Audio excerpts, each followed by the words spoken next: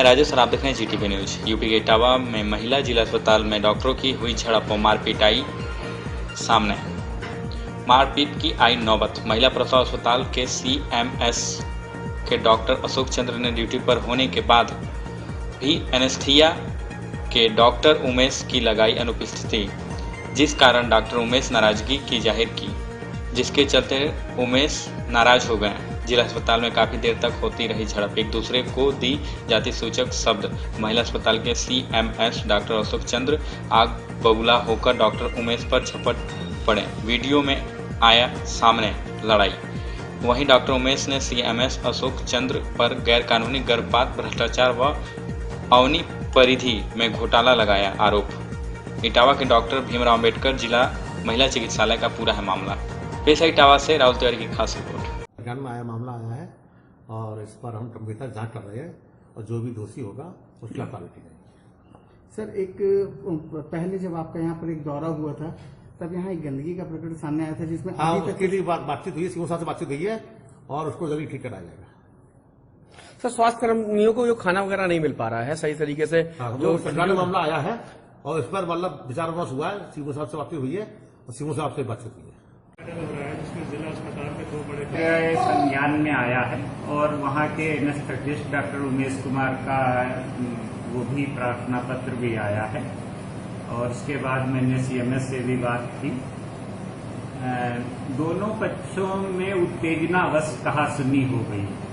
ऐसा नहीं होना चाहिए था।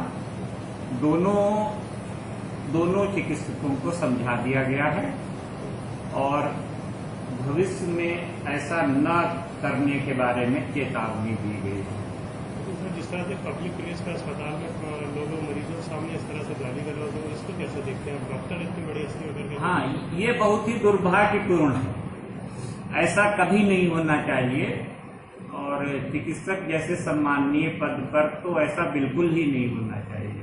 तो इस मामले किसी तरह की कार्रवाई भी की जाएगी क्या? इस मामले में पहले तो इनको समझाने के बाद अगर ये लोग आपस में दोबारा ऐसा न करने के बारे में वादा करते हैं या लिखित में देते हैं ऐसा, तो इस मामले को शांत मान लिया जाएगा। अगर ऐसा नहीं होता है तो कार्रवाई होना पक्का।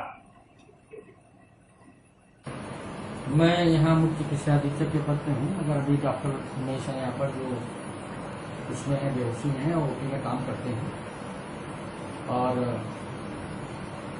उनके अचानक आ जाने, क्योंकि 11 बजे तक एब्सेंट रजिस्टर खाली था, मैंने सबकी एब्सेंट लगाई। उन्हें 11:30 बजे बुला के देखा और अचानक आके उनकी भी कॉलम पे दस्तखत नहीं था। तो मैंने 3 डॉक्टरों को, वही जो नीचे थे, उनको मैं एब्सेंट करके मैंने रख दिया।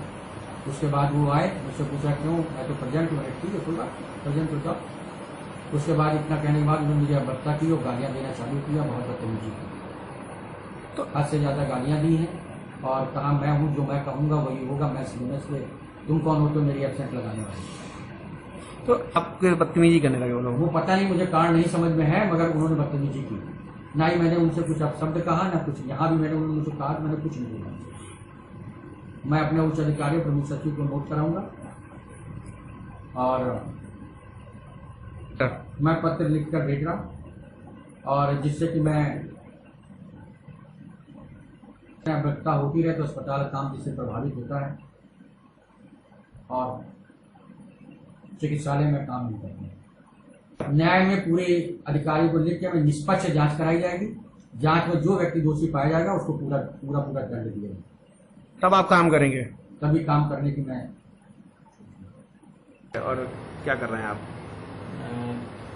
नए प्रयोग ना करके हम लोग शासन द्वारा दिए गए निर्देशों का पालन कर रहे हैं और उन्हीं को सुचारू रूप से करने के लिए पूरी तरह से तत्पर हैं। सर्विलांस टीम बना करके सर्वे कराया जा रहा है, घर घर जा करके दोहरा सर्वे करा लिया गया है, कुछ टीमें भेजकर और कुछ आशा और एएनएम के द्वारा भी। तो जो विभिन्न महानगरों से आए व्यक्ति थे उन सबका सर्विलांस दो बार हो चुका है। और इसके अलावा जैसे निर्देश प्राप्त होते हैं, जैसे कोटा से आए छात्रों का रैपिड रैपिड टेस्ट किट से परीक्षण कर लिया गया। इसके अलावा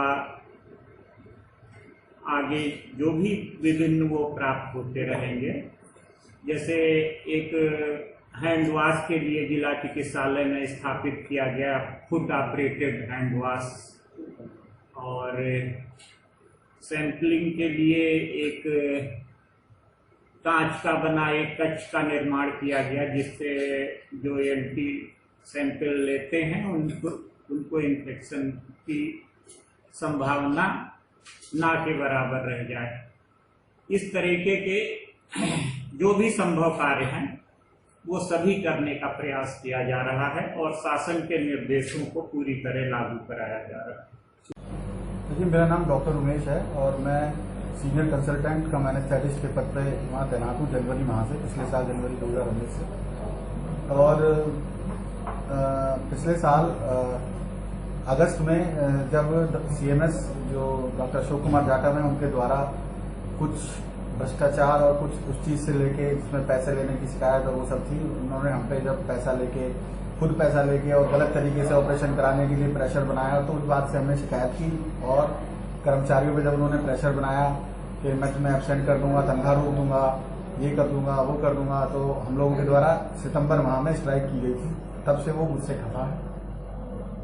तो मैं डॉक्टर अनिल और डॉक्टर सिद्धार्थ जो कि लेवल 4 के CMO रैंक के अधिकारी हैं, डॉक्टर अनिल जो कि एडिशनल CMO रैंक के अधिकारी, और मैं जो डिप्टी CMO रैंक का अधिकारी हूँ, हम तीन ही लोग, क्योंकि वहाँ वरिष्ठ आ जाते हैं तो हम तीनों लोगों से वो खफा रहते हैं।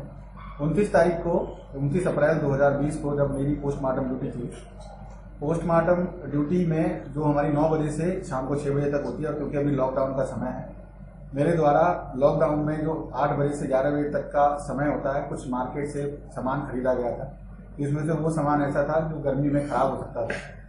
तो मैं लगभग 10 बजे उसको डिस्ट्रिक्ट हॉस्पिटल में फ्रिज में रखने के लिए गया था। तो मुझे OT के स्टाफ के द्वारा ये बताया गया कि सर आज आपकी एब्सेंट लगी है। तो मैंने उनसे पूछा क्या मेरी लगी है सिर्फ, कि नहीं मेरी कि नहीं केवल आपकी नहीं लगी है, आपकी, डॉक्टर अनिल और डॉक्टर सिद्धार्थ की लगी। हम तीनों की क्यों लगी है एब्सेंट, और बाकी लोगों की, कि बाकी लोगों का किसी की नहीं लगी है, सिर्फ आपकी लगी।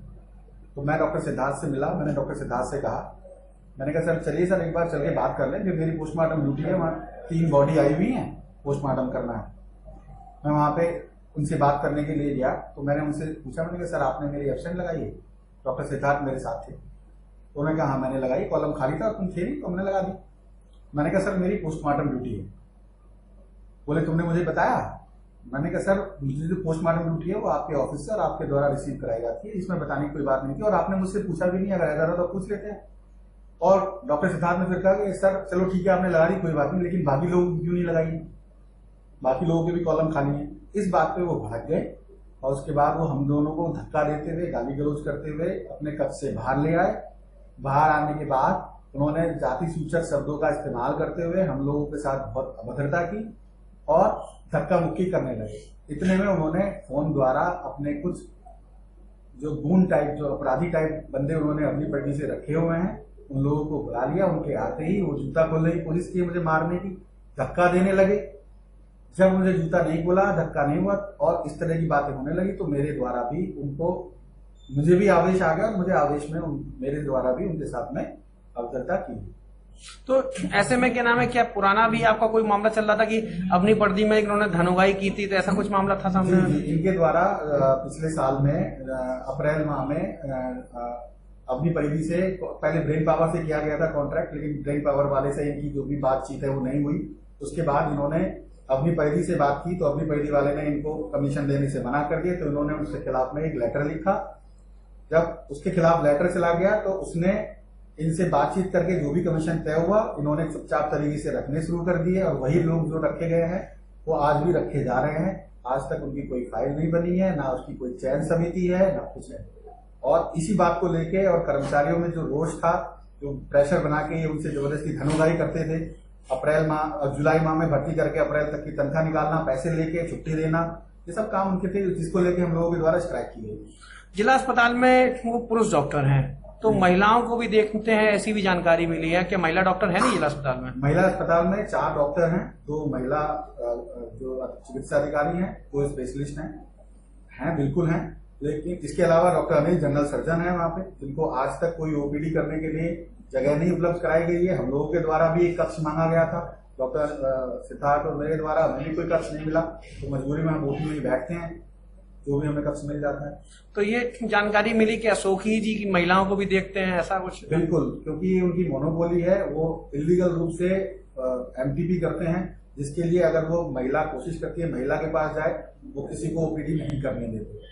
अगर करते भी हैं तो उससे प्रेशर बनाते हैं और उस मरीज को जो एमटीपी के लिए आता है, या तो आशाओं के माध्यम से या फिर वो जो अपनी परिधि से इन्होंने लड़के या लड़कियां रखे हुए हैं उनके थ्रू क्लाइंट बनवाते हैं और एमटीपी करते हैं। तो ऐसे में आपने किसी ऊपर शिकायत की थी क्या? जी, हम लोगों के द्वारा माननीय मुख्यमंत्री से लेके हमारे प्रमुख सचिव जी, अपर निदेशक साहब और सीएमओ साहब, डीएम साहब, सबको ज्ञापन दिया था। और उस समय भी पत्रकार बंधुओं के माध्यम से और इलेक्ट्रॉनिक मीडिया के माध्यम से चीजें वायरल हुई थी हम लोगों की स्ट्राइक की, लेकिन उस वक्त भी आज तक कुछ नहीं हुआ, वो जांचें दबा दी गई। आज भी उसका परिणाम ये है कि ये हमसे घृणा करते हैं और हमारी एब्सेंट लगा दी, मौका देते हैं। उसी को लेकर ये तो तुम्हारा जी।